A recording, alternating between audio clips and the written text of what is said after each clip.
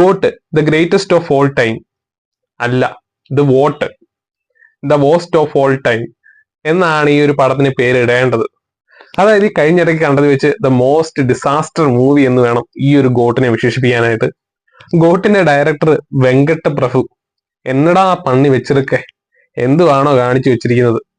അതായത് utter flop എന്ന് പറഞ്ഞു കഴിഞ്ഞാല് ഒരു കിഡിലും ഫ്ലോപ്പ് മൂവി. അതായത് തുടക്കം മുതൽ അവസാനം വരെ നല്ല കിഡിലും ഫ്ലോപ്പ് ആയിട്ടുള്ള ഒരു ഡിസാസ്റ്റർ തന്നെയാണ് ഗോട്ട് എന്നുള്ളത്. വിജയ് ഫാൻസിന്റെ തള്ള് 200 കോടി രൂപ പ്രതിഫലം, എന്തൊക്കെയായിരുന്നു. എന്തായാലും ഈ പടം ആദ്യം മുതൽ അവസാനം വരെ ഇരുന്ന് കാണുന്നവരെ സമ്മതിച്ചു കൊടുക്കണം. അമ്മാതിരി ഐറ്റമാണ് ഇവന്മാർ പടച്ചു വിട്ടിരിക്കുന്നത്. പടത്തിന്റെ തുടക്കം തന്നെ നല്ല അടിപൊളി സീനിലൂടെയാണ് തുടങ്ങുന്നത്. അതായത് ഏജന്റ് ആണ് ഇവര്. ഇതിലും ഭേദം വല്ല പത്ര ഏജന്റിന്റെയോ അല്ലെങ്കിൽ വല്ല കളക്ഷൻ ഏജന്റിന്റെയോ പടം പിടിക്കുന്നതായിരുന്നു. ഇങ്ങനെയൊക്കെ ഉണ്ടോ ഏജന്റ്.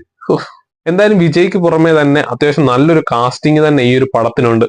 എന്നിട്ടും അട്ടർ ഫ്ലോപ്പിലേക്കാണ് പടത്തിന്റെ പോക്ക്. അതുപോലെ തന്നെ ഇതിന്റെ ഒരു അതായത് VFX കുറിച്ചൊക്കെ ഒരുപാട് പരാമർശങ്ങളൊക്കെ വന്ന ഒരു മൂവിയാണ്. അപ്പോൾ വിജയ് ആരാധകരൊക്കെ കുറെ ആയിട്ട് നോക്കിയിരുന്ന ഒരു മൂവി തന്നെയാണ്. എന്തോ വലിയ സംഭവം എന്നുള്ള രീതിയിലൊക്കെ അവരും നോക്കിയിരുന്ന മൂവിയാണ്. എന്നാൽ ഇതുപോലെ ദുരന്തമാണെന്ന് കണ്ടു കഴിഞ്ഞപ്പോഴാണ് മനസ്സിലായത്. ഏറ്റവും അവസാനം ഇറങ്ങിയതിലെ വിജയിലെ അത്യാവശ്യം നല്ല പെർഫോമൻസ് എന്ന് പറയുന്നത് ലിയോയിലാണുള്ളത്. ലിയോയിലാണെങ്കിൽ പോലും VFX കാര്യത്തിലാണെങ്കിലും കുറച്ചൊരു ബെറ്റർ ആയിരുന്നു. പക്ഷെ എന്നാലും ലിയോയ്ക്ക് അത്ര VFX പോരായ്മയായിട്ട് തോന്നുന്നുണ്ട്. ഒരു ലാസ്റ്റ് ഉണ്ടായിരുന്ന ആ ഒരു ബൈക്ക് ചേസ് സീനിന്റെ സമയത്തുണ്ടായിരുന്ന ഒരു ഫൈറ്റും അതൊക്കെയാണ് അത്യാവശ്യം നല്ല ബോറായിട്ട് തോന്നിയിട്ടുണ്ടായത്. അത് ഒഴിച്ച് നിർത്തി ബാക്കി എല്ലാം തന്നെ അടിപൊളിയായിരുന്നു. പക്ഷെ എന്നാൽ ഇവിടെ എന്ന് പറഞ്ഞു കഴിഞ്ഞാൽ VFX വൻ ശോകം തന്നെയാണ്. VFX മാത്രമല്ല, സോങ്സ്, BGM ഒന്നും തന്നെ ഒരു നല്ലൊരു നിലവാരം പുലർത്തുന്നില്ല എന്നുള്ളതാണ്. അതായത് സോങ്സ് പോലും നല്ല രീതിയിൽ ഹിറ്റ് ആയിട്ടില്ല. സാധാരണ പടം ഇറങ്ങുന്നതിന് മുന്നേ തന്നെ സോങ്സ് ഒക്കെ ഹിറ്റ് ആണെന്നാണ്. ഈ ഒരു പടത്തിലാണെന്നുണ്ടെങ്കിൽ സോങ്സ് ഹിറ്റ് ആയിട്ടില്ല. അതുപോലെ തന്നെയാണെന്നുണ്ടെങ്കിൽ BGM ആണെങ്കിൽ എന്തൊക്കെയോ കാണിച്ച് ചുമ്മാ ഒരു ബാക്ക്ഗ്രൗണ്ട് മ്യൂസിക് വേണമല്ലോ എന്നോർത്തുകൊണ്ട് BGM ഇട്ടേക്കുന്നതാന്ന് തോന്നുന്നു. അതായത് ഒരു കാര്യത്തിന് ഒരു കാര്യമായ ഒരു ഇമ്പാക്ട് ആ ഒരു BGMനൊന്നും തരുന്നില്ല. അതുപോലെ തന്നെ സോങ്സിന്റെ സമയത്തൊക്കെ കിടന്ന് ഉറങ്ങാൻ തോന്നും. അതുപോലത്തെ സോങ്സ് കാര്യങ്ങൾ. അതുപോലെ തന്നെ ഒരു DAGing കൊണ്ടുവന്ന മൂവിയാണ് ഇതെന്നുള്ളത്. പക്ഷെ ആ DAGing പകരം വേറെ ആരെങ്കിലും പിടിച്ച് അഭിനയിപ്പിച്ചാൽ മതിയായിരുന്നു. ഇത്രയും പൈസ മുടക്കേണ്ട കാര്യമൊന്നും ഇല്ലായിരുന്നു തോന്നി. കാര്യം അട്ടർ ഫ്ലോപ്പ് ആയിട്ടുള്ള ഒരു DAGing ആണ് കൊടുത്തിരിക്കുന്നത്.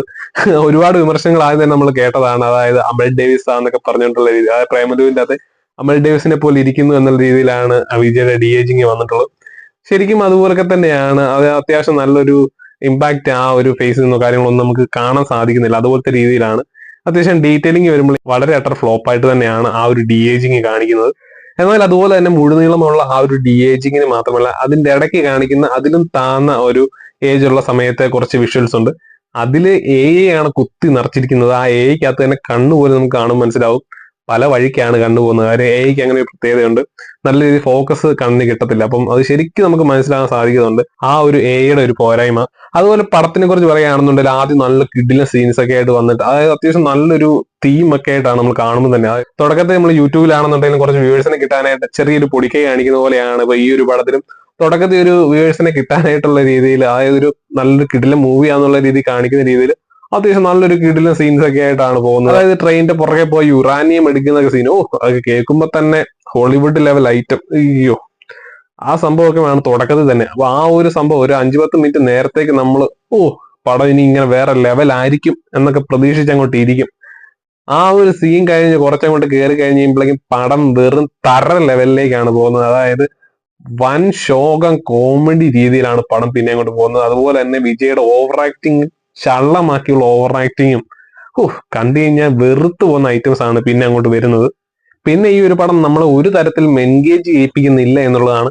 പിന്നെ അത്യാവശ്യം ഒരു കുഴപ്പമില്ലാത്ത രീതിയിലൊന്ന് പടം ഉയർന്നു പൊങ്ങുന്നത് സെക്കൻഡ് ഹാഫ് കഴിഞ്ഞുകൊണ്ട് കയറുമ്പോഴേക്കും പടത്തിന്റെ സ്റ്റോറിയിലേക്ക് കുറച്ചുകൂടെ ഒന്ന് ഒരു സീരിയസ് മൂഡിലേക്ക് കയറും. ആ ഒരു സമയത്താണ് നമ്മൾ കുറച്ചു നേരം കൂടെ എൻഗേജ് ചെയ്ത് ഇരിപ്പിക്കുന്നത്. അതുപോലെ തന്നെ ആ സമയത്ത് വരുന്ന അൺഎക്സ്പെക്ടഡ് ആയിട്ടുള്ള കുറച്ച് ട്വിസ്റ്റ് കാര്യങ്ങൾ അതൊക്കെ നല്ല മനോഹരം തന്നെയാണ്. അപ്പോൾ ആ ഒരു സെക്കൻഡ് ഹാഫ് കഴിഞ്ഞൊരു കുറച്ച് നേരത്തേക്ക് ആ ഒരു സീൻ മാത്രമേ ഈ ഒരു പടത്തിൽ നമുക്ക് അത്യാവശ്യം ഒരു നല്ല രീതിയിൽ നമ്മൾ എൻഗേജ് ചെയ്യിപ്പിക്കാൻ സാധിക്കുന്നുള്ളൂ.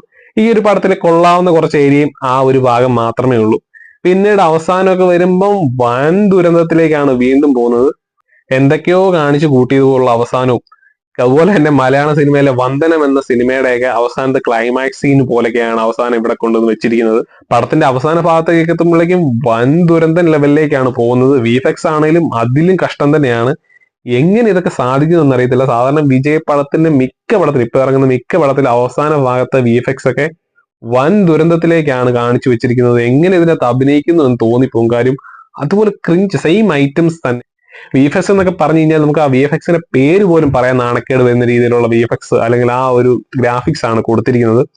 വൻ ശോകം തന്നെയാണ് അവസാന ഭാഗത്തേക്ക് വരുമ്പോഴേക്കും ആ ഒരു ഫൈറ്റ് സീൻസ് ഒക്കെ കഷ്ടം തന്നെ. അതായത് കണ്ടിരിക്കുമ്പോൾ തന്നെ നമുക്ക് ഇറങ്ങി ഓടാൻ തോന്നുന്ന രീതിയിലുള്ള കുറച്ച് സീൻസ് ആണ് അവസാന ഭാഗത്ത് വരുന്നത്. അതായത് ചെന്നൈയിലെ ക്രിക്കറ്റ് സ്റ്റേഡിയത്തിൽ കൊണ്ടത് ബോംബ് വെക്കുന്നു. അതായത് മലയാളത്തിലെ വന്ദന സിനിമയുടെയൊക്കെ സെയിം എഫക്ട് തന്നെ അവസാനം കൊണ്ടുവന്ന് വെച്ചിരിക്കുകയാണ്. വന്ദന സിനിമയിലാണെന്നുണ്ടെങ്കിൽ ലാലേട്ടൻ കയറി അവിടെ ചുമലയാണ് പച്ചയാണോ ആ വയറ് മുറിക്കുന്ന സംഭവമാണെന്നുണ്ടെങ്കിൽ ഇവിടെ വരുമ്പോൾ ഡിറ്റനേറ്ററിന്റെ പരിപാടിയാണ് വന്നിരിക്കുന്നത്. കുറച്ചുകൂടെ ഒന്ന് ഹൈടെക് ആക്കിയിട്ടുണ്ട്. അതുപോലെ ലോജിക്കിനെ കുറിച്ചൊന്നും പറയുകയേ വേണ്ട. ലോജിക് എന്നൊക്കെ പറഞ്ഞു കഴിഞ്ഞാൽ നമ്മൾ സാധാരണ ഇതിനു മുമ്പൊക്കെ മലയാള സിനിമയിലെ കോമഡി മൂവീസ് ഉണ്ട്. അതായത് ദിലീപിന്റെ കോമഡി മൂവീസിലൊക്കെ നമുക്ക് പാട്ട് സീൻസ് ഒക്കെ കാണും.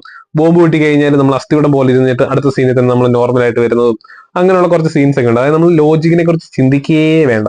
ആ ഒരു ടൈപ്പാണ് ഇതിന്റെ. അതായത് വലിയ സീരിയസ് മൂഡിലുള്ള വലിയ പടമൊക്കെയാണ്, പക്ഷെ ലോജിക് എന്ന സംഭവം നോക്കുക വേണ്ട. അതുപോലത്തെ ഒരു ദുരന്തം ലോജിക്കാണ് കൊടുത്തിരിക്കുന്നത്. വില്ലന്മാർ കുറെ തുരുതുരാന്ന് വെടിവെക്കുന്ന സീനുകളൊക്കെ ഉണ്ട്. എന്തിനാണെന്ന് അറിയത്തില്ല. അതിലും ഭേദം കല്ല് വലിച്ചെറിഞ്ഞിരുന്നില്ല അതേലും കൊണ്ടേനെ. ഇതുപോലത്തെ വെടിവെക്കാൻ അറിയത്തില്ലാത്ത കുറെ ഗുണ്ടകളും കുറെ വില്ലന്മാരും. അതായത് ഈ പടത്തിൽ ഒരു വെടിയുണ്ടയുടെ ശകലം പോലും ദേഹത്ത് പോലും കൊള്ളുന്നില്ല എന്നുള്ളത് വേറെ പ്രത്യേകത തന്നെയാണ്. സാധാരണ വിജയ് പടത്തിലൊക്കെ എവിടെയെങ്കിലും ഒക്കെ ചെറിയ പരിക്കൊക്കെ കാണിക്കുന്നതാണ്. ഇതിൽ വെടിയുണ്ടയുടെ പരിക്കിന്റെ ഒരു പകുതി പോലും കാണിക്കുന്നില്ല. കാരണം പുള്ളി വേറെ ലെവല് തന്നെയാണ്. അതുപോലെ തന്നെ അവസാനത്തെ VFX ഓർമ്മിപ്പിക്കല്ലേ പൊന്നെ ആ രീതി നമുക്ക് തോന്നുന്ന രീതിയിലാണ്. കണ്ടു കഴിയുമ്പോൾ നിങ്ങൾക്ക് തന്നെ മനസ്സിലാവും, കണ്ടു കഴിഞ്ഞവർക്കും മനസ്സിലായി കാണും.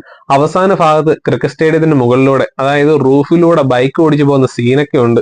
അതൊക്കെ ഓർത്ത് കഴിഞ്ഞു കഴിഞ്ഞാൽ വിജയ് ഫാൻസിനൊക്കെ റൊമാൻറ്റിഫിക്കേഷൻ തരുന്ന ഐറ്റം ആയിരിക്കാം അത്. അതുപോലെ തന്നെ ഫാൻസിന് വേണ്ടി പഴയ സെയിം ഐറ്റംസ് ഒക്കെ, തട്ടൽ ഐറ്റംസും ഒക്കെ കാണിക്കുന്ന സീൻസുകളൊക്കെ ഉണ്ട്. എന്നാലും പറയത്തക്ക ഒരു കാര്യമായ ഒരു കിടിലൻ സീൻസുകളായിട്ടൊന്നും നമുക്ക് എടുത്തു പറയത്തക്ക ഒരു ബ്യൂട്ടിഫുൾ ആയിട്ടുള്ള സീനുകളോ കാര്യങ്ങളോ ഒന്നും തന്നെ ഇല്ല. ഉണ്ടായിരുന്നതിൽ വിജയ് ഫാൻസ് തന്നെ ഇപ്പൊ കുറെ സ്റ്റാറ്റസ് ഒക്കെ ഇട്ട് തള്ളിയേനെ. പക്ഷെ കാര്യമായിട്ട് അങ്ങനെയുള്ള ഒന്നും തന്നെ ഈ ഒരു പടത്തിൽ ഇല്ല എന്നുള്ളത് വേറെ സത്യമാണ്.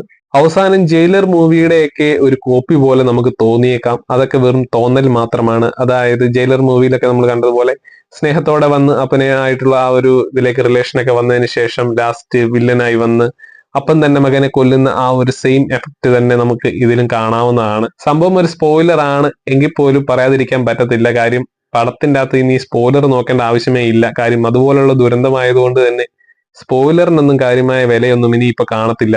ഈ ഒരു പടത്തിന് മറ്റൊരു പോസിറ്റീവ് എന്ന് പറയുന്നത്, നമ്മൾ ഈ പടം കണ്ടു കഴിഞ്ഞ് ഇറങ്ങിയിട്ട് ആത്മാഭിമാനത്തോടെ പറയാം 3 മണിക്കൂർ നേരം സഹിച്ചു പിടിച്ച് കണ്ട ഞാൻ വലിയവൻ തന്നെയെന്ന്. അതാണ് ആകെയുള്ള ഒരു പോസിറ്റീവായിട്ട് തോന്നിയത്.